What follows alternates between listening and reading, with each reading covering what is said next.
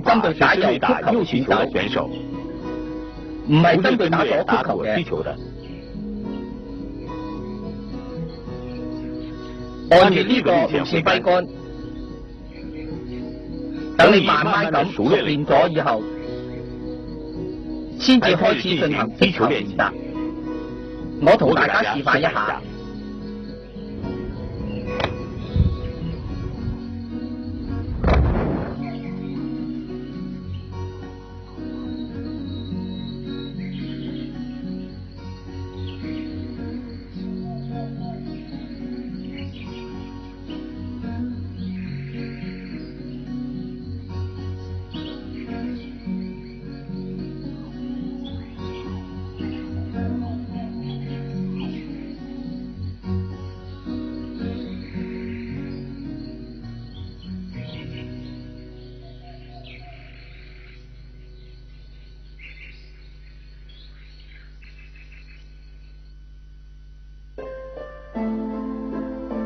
現在呢個球嘅位置需要打右左曲球，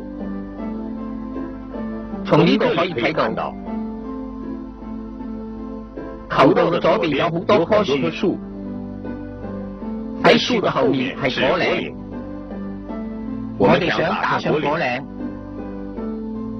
一定要從樹嘅右邊過去，慢慢讓球轉到左邊，打呢個球。首先，桿面唔係隨住地面嘅，桿面係關閉嘅，站位嘅姿勢要偏右邊。握好桿以後，大家記住，桿面一定係關閉嘅狀態。喺揮桿落桿嘅時候，大家記住。係從一個關閉狀態嚟進入擊球狀態，再從另外一個角度嚟講，球桿喺前面要走得快一啲。我同大家示範一下。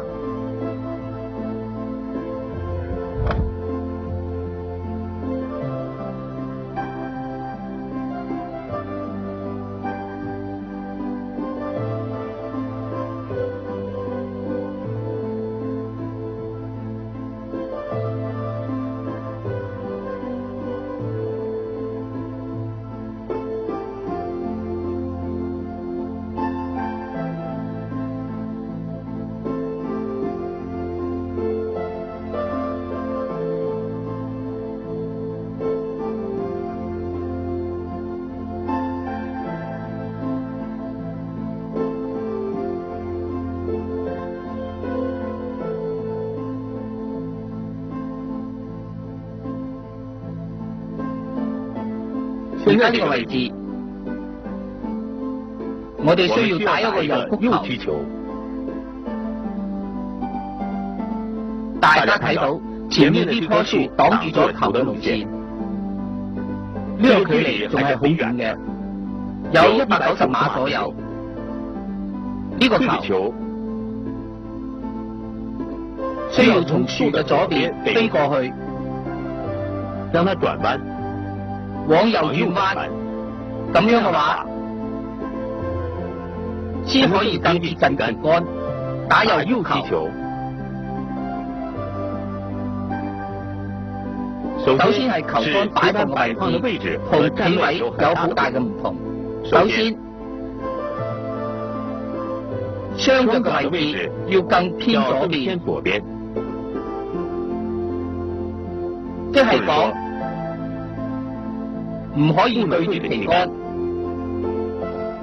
要對住左邊，肩亦一樣，身體嘅平衡自然都係咁，對住左側一啲，範圍更開放一啲。大家記住，桿面呢個時候要對準所打嘅目標。